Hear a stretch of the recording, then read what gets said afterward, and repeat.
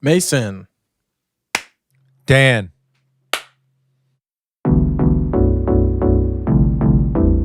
From Rixie, this is All Staff. Welcome back to All Staff, episode 19. Back in it on a Sunday afternoon. Beautiful Sunday afternoon. Very hot here. Yeah, same here. It's got to be like 90-something degrees. Yeah, definitely. Which is just dope. It is what it is. How you doing, man? Hanging Good, in man. there? Yeah, I've been hanging in there. Just kind of been hanging out, worked a lot this week. Was trying to get Mullet in the studio on Friday, but he had some scheduling conflicts with work. He just started a new job, so he's trying to figure out exact times and things like that. You know how you got to kind of have that open availability when you first start working somewhere. Yeah. But once we get all that settled, he's still really stoked to come in, and I'm excited for the next run of that show. I actually messed around with some guitar, trying to write an intro for it. I haven't ironed it fully out yet, but it's coming together. I definitely need to change the strings on my guitar because they're probably over like 5 years old. So once I do that and everything, I'll re-record it and I'll play it for you lovely people. Cool. Yeah, I'm excited to hear that. Yeah, so I think it's worth noting about the audio last week. So, I mean, look, this is the pitfalls of making a weekly show. Sometimes you fuck up. So basically, the way that I organize the Logic files is like we have a Rixie folder, and inside of the Rixie folder, in the Logic folder, is each show. It's like All Staff, Debuff, Frameform, Daily Rec, so on and so forth. And every time we do a new recording of this show or Debuff or whatever it is, I copy the last folder for the last episode, and I duplicate it because I want to keep all the same parameters. I want to keep the same EQ and the same compression so that everything is consistent. Yeah. And when you do that, you begin to create files that have the old recordings in them in the project file. They're like deep in the project file, and sometimes they get pretty large. And so I was like, oh, let me just delete the old audio files. And I accidentally deleted the recording that we had done last week on the wrong project file. And so I went into the program and it was like missing file, and I was like, shit. And so I spent like 2 hours trying to get it out of the trash can essentially. Yeah. And it was gone. How is it that gone? Well, the thing is like once you delete it from the computer, yeah, you empty the trash can. And it's gone. You could probably find it if it was a small file, but it's like a huge file. Yeah. I mean, these recordings are usually like a couple hundred megabytes because they're WAV files. Yeah. And so it was gone. But luckily, when we use Zoom, we also record the Zoom, and that is a backup. So luckily, I had kind of like the shitty audio of Zoom to drop in. Now, it's not perfect. It didn't sound as good. You could tell the difference between my microphone and your microphone. Yeah. But, that's how it goes. It's one of the pitfalls. Hey, man. Technical difficulties happens to the best of us. Exactly. So, so that was kind of frustrating, but what can you do? Yeah. Not gonna happen again because now I know what the problem was. But it's just how it is. It's just, hey man. Sometimes it's tough. It's just good to always have a backup, and the fact that you record the Zoom meetings provides a backup so that we don't have to go oh well, that whole episode's scrapped. Yeah, can't use it. Exactly. So it saved it in a sense, and that's why we have these kinds of backup things. So And here comes the train. Speaking of Oh pitfalls. man. Oh man. No, but so I don't have a ton this week. I have one or two things that I thought were pretty interesting. Let me check. Let's see. Is this on my desktop? Yeah. So I'm going to share my screen. Shared. It's just some screenshots that I took. So have you ever used Socialblade? No, not at all. Have you ever heard that? Have you ever heard that? We get a C plus? So basically, what Socialblade is a website that kind of tells you things about your YouTube channel. Yeah. And it gives you like a rank. You know what I mean? It's like, this is how many views you're getting. This is how many subscribers you have, you know. And it also gives you future projections, which I thought was really interesting. So really? Yeah. So first of all, we have over 500 uploads. That's crazy. Yeah, that's a lot, dude.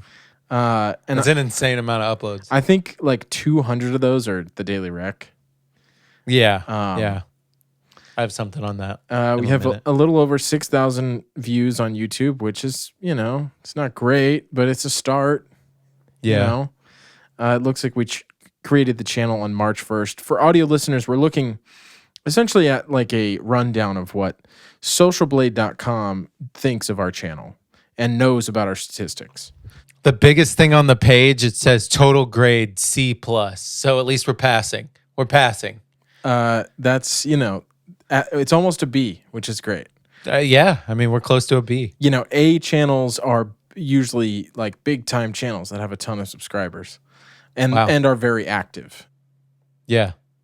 But so, yeah. And so the interesting thing I think about this screenshot is you can see total subscribers weekly down here at the left. And you can actually see it kind of congruently with the video views. Whenever we have a spike in views or a spike in subscribers, it's usually they are concurrent. Yeah. Well, it directly correlates to the video views. I think that's biggest spike here, down where my cursor is. I think that was the Chugi video. That's Chugi, yeah. Yeah. Because we had a few, and I think this right here, like in the middle ish, is like January of this year when we actually started like really pushing the YouTube channel. Mm-hmm. So that was interesting. Now, I said that they had future projections. That's this tab right here. I took a screenshot of it. So these are the future projections that now these are just like algorithmic looks at. Yeah. So it says in 2 months we'll have 72 subscribers. In a year we'll have 346. And it says the number of views we have predictions. Okay. So it says, it's really funny. based on Socialblade's guesses is in 5 years we'll have 5,000 subscribers. Now, I don't think that's true. The way that YouTube works, when you put in as much effort as we do, you start to see numbers.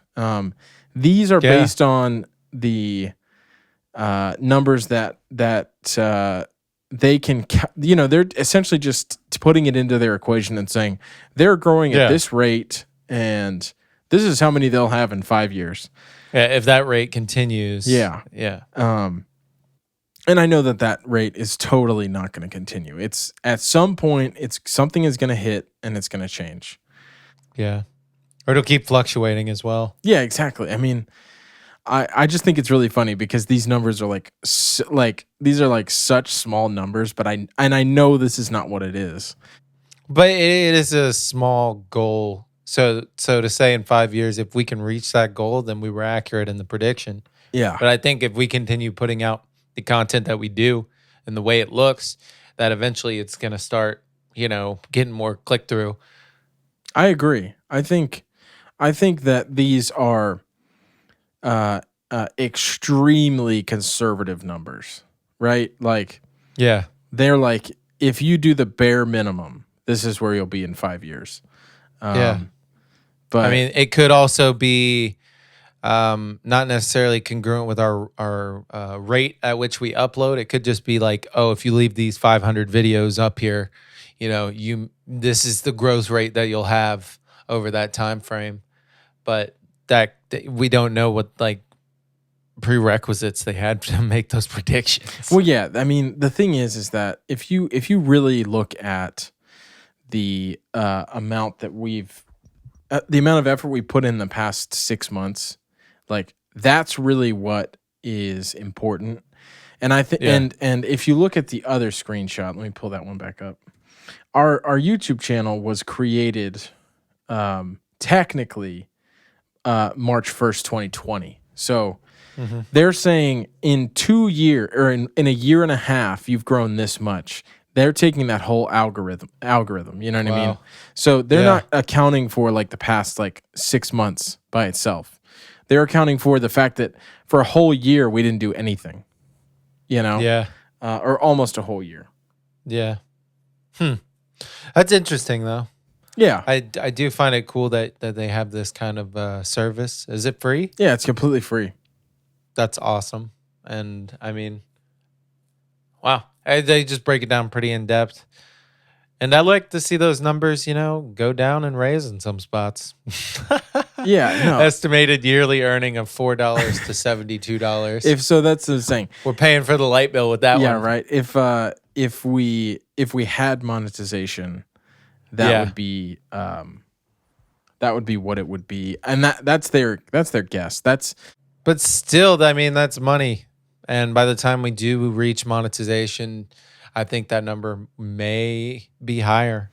Yeah, and so let's see, because that is something that we've talked about before. Monetization on YouTube is 4,000, or sorry, is it 4,000 watch hours and 1,000 subs? Yeah. 4,000 watch hours. I think it's like 300 subs. No, dude, it's exactly. 1,000. 1,000 subs? Okay. So that's 2 years from now, according based to on their Socialblade, production. it's going to take us 2 years to get to 1,000 subs at this current rate. I don't think that's true. I think that the content that we create is really solid, and we're uploading every single day. We just need the click through from people. Yeah, and you know what? The click through has gone up since the Chugi video. All of our reach and our engagement and everything has gone up, even marginally. You can tell like it was here and now it's like here. Small gains are still gains. Exactly. So yeah, I thought that was interesting. I've used Socialblade before, just to look at like other channels. So like, if you go to a big YouTuber, you can see like, oh, this person makes this much money per day, and I don't think that it's spot on, but they've got a good idea based on CPM. Yeah. And some people make a fuck ton of money. Dude, if you're doing serious views and you're monetized, you can make a lot of money on YouTube. Hey man, I think it's a possibility in the future. We just gotta stick to it. I know you're putting your life and soul into these videos to try to make them work. I wish I could video edit like you, bro. I mean, dude, that's my strength, and you've been doing it for many years. I've been doing it for a while, and I think I know that I've said this before. We're gonna get there because I know we're making good stuff, and we're making stuff that I would want to watch. You know what I mean? Yeah. I'm following the people that do what we are trying to do, and uploading every day, having clips like these like there are a lot of successful channels that do this. So speaking of successful channels, our most successful show has been in limbo for a little while. And I was thinking, how can we figure out a way to revive the Daily Rec? Dude, I don't know. I just checked. That thing still gets at least like 100 to 200 listens a week or Dude, a day even. It's more. Yeah. It's like I said at least. Yeah, it's like 500 views per week. Yeah. So I mean, that's something we should consider getting back into again. Um, maybe try to change it up a little bit now that we have some listeners. How many of those people followed on, say, Spotify or Apple podcast? How many of those people have subscribed to that podcast on there that are waiting for new ones? You know what I mean? Yeah. And it can be difficult because of the people we have to get. We have to get a bunch of different people to give us their kind of suggestions. So I see the apprehension, especially now, but things are starting to open back up again. And we really just got to start figuring out, who can we get some suggestions from? Yeah, I checked the Simplecast analytics this past week, and I think it just surpassed like 46,000 streams, Yeah, which is insane. which is like leagues above any other show. Yeah. It's far and above the most successful of Rixie's shows. And the problem with the Daily Rec, and we've said this before, it's so much work, Dan. I know, dude. I know. It's an absurd amount of work. I know. And like, as far as I'm concerned, It's the coordinating and getting people together, which we couldn't even do over the past year. well, that is very difficult. The way I see it is this: do we want to have an audio only podcast that we spend like 70% of our effort on, or do we want to have a very active YouTube channel that uploads a video or two every single day? Well, how can we change the Daily Rec then to make it something different? I don't know, man. I honestly don't know. Because like the only way I could see it going forward is having somebody that takes on that role of producing it, because I can't do it. Like, I can only do this, or I can only do YouTube and overseeing the editing, or I can do the Daily Rec. It like I put in a year's worth of hard fucking work to do the Daily Rec. Yeah, I know. And like, it was great and we got these great numbers, but like, I got so burnt out from it because I was like, oh my gosh, we have to do 5 more recs this week. Please, like begging my friends, like, please come do the Daily Rec. Like, we just need 5 recs. Yeah. I think if we want to continue, the only way to do it is like very literally recording all of them for the whole entire year. Yeah. And then backing away. That's not a bad idea. I mean, even if we do them like off in our spare time, just whenever, and just bank them, Say you have like Steve or Sean over, you just say, hey, give me a Daily Rec real quick. We record it, we save it. And I mean, I'll do the same with like Mullet, and I'll try and get Susan to start doing it too. And I was talking to somebody that was in the music scene up in the Jacksonville area. Used to be in an old band called Wings of Victory, I think it was. Wings of Victory. Yeah. It was a dope band back in the day, but his name's Blue, and he's got a podcast that he's doing up in Jacksonville, where he just kind of talks about whatever he's feeling, kind of music side of stuff up there. Interviewing different people in the area that were part of like the scene of like music and other things. I still need to listen to it, but that was the kind of premise that I got from reading some of his descriptions. But he might be wanting to work with us some too, just to see how, we could both mutually benefit each other and kind of help each other out. So, I'm just trying to figure out more people in more ways, and, why not try to capitalize on the success that we had? So I might be willing to try to, put forth a little bit more effort into getting these people in for the Daily Rec, because it's successful. And, as soon as it uploads again, everyone's going to get that notification on their phone that is subscribed or following it. Like, oh shit, I listened to like 100 of those. Yeah. So, and that's what I'm kind of like, yeah, I know it is a lot of work. And I think it's definitely something that we're going to have to do in our like spare time. But this is what I there's people.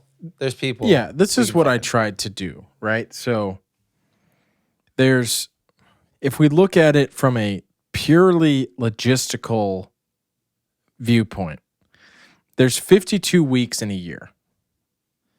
Let's say, for example, we're gonna take 10 of those weeks. We're not gonna do daily recs. So 42 weeks we need.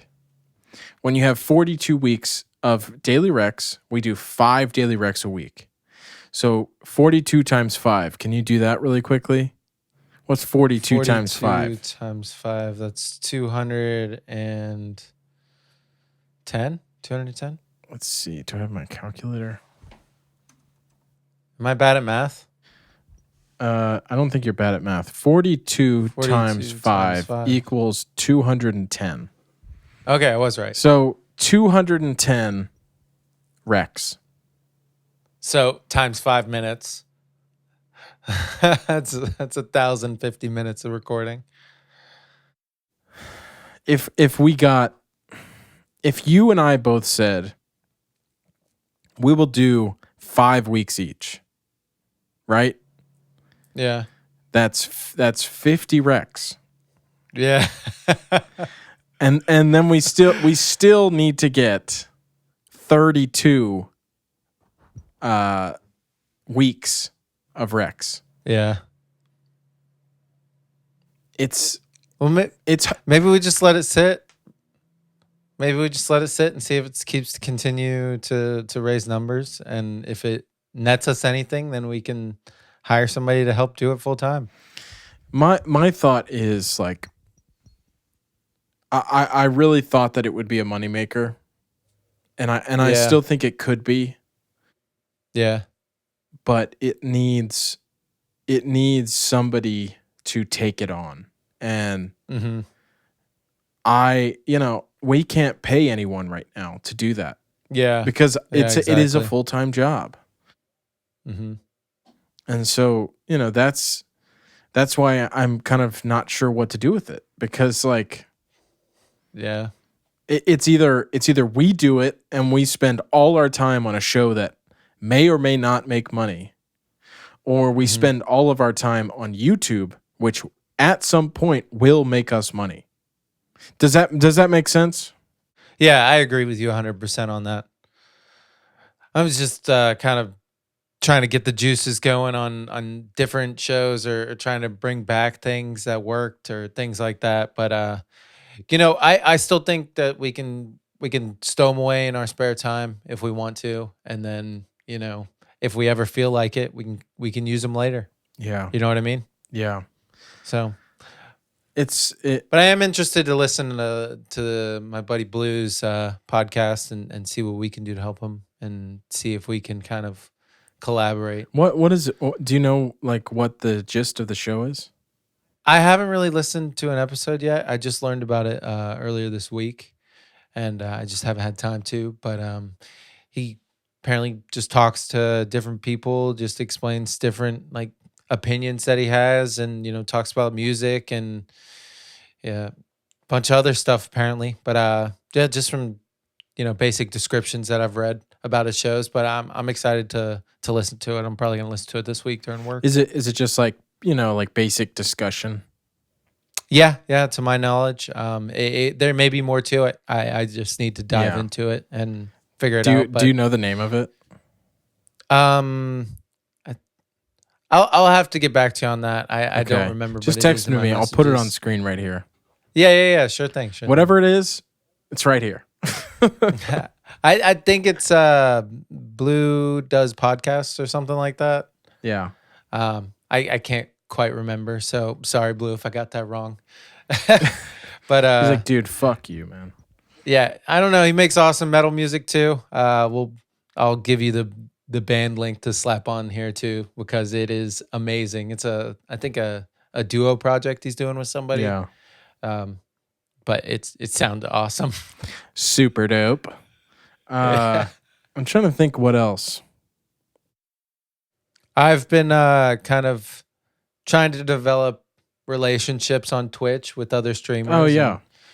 And, I've been kind of, talking to a couple of them, just kind of subscribed to a couple of channels. Shout out to you guys. I'm just trying to build up those relationships so that we, eventually could reach out to some of these people and be like, hey, if we were willing to pay you X amount or something, would you be willing to sponsor our brand basically in some way or manner? So I'm kind of working those angles, but I'm taking my time to do it because I don't want to just rush in, and I want to pick the right ones that are actually gonna, be good people and, care about what we do as much as we care about what they do, because that's really what we're about. And just making sure we take care of not just the large people, but also the little guys. So I'm just out here trying to talk to people really and just make relationships. Good. I know we talked about this before months and months and months ago, but there's this website that I still get emails from, and I don't really know what to make of it, and that's why I want to kind of push the ball into your court. There's this website called Podcorn, Podcorn, and it's essentially a website where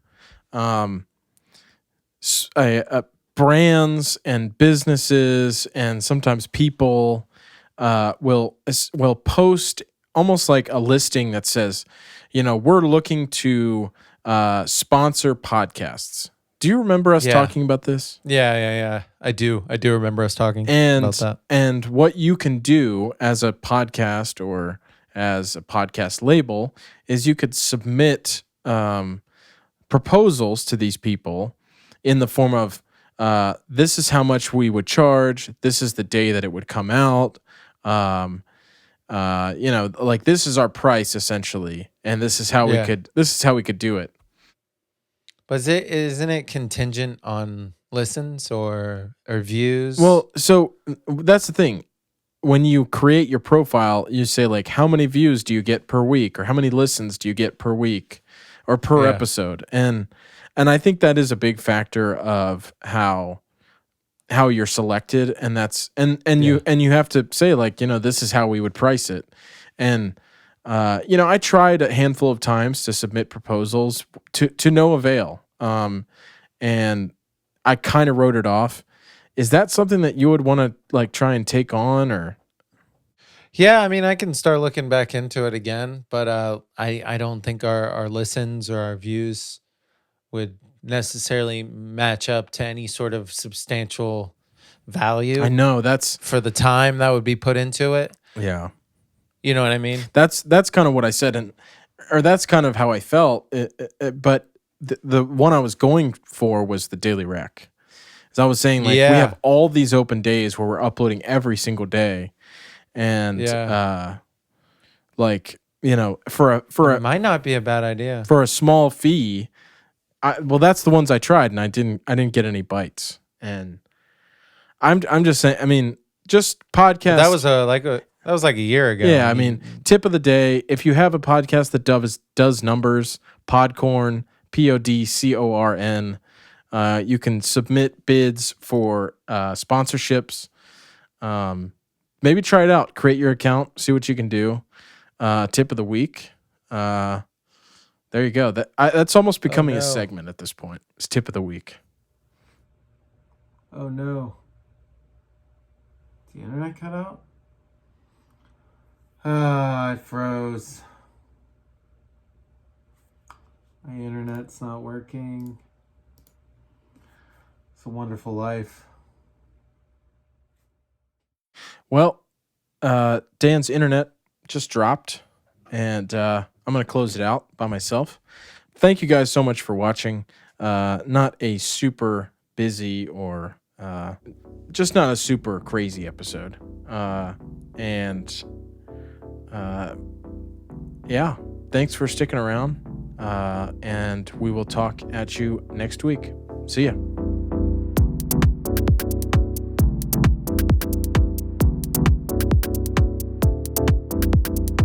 All Staff is a production of Rixie. If you want to keep up with all things Rixie, follow us on Instagram at rixie.co. That's RIXEY.co. And if you're listening on Apple Podcasts, leave us a review and rate the show. It really helps out.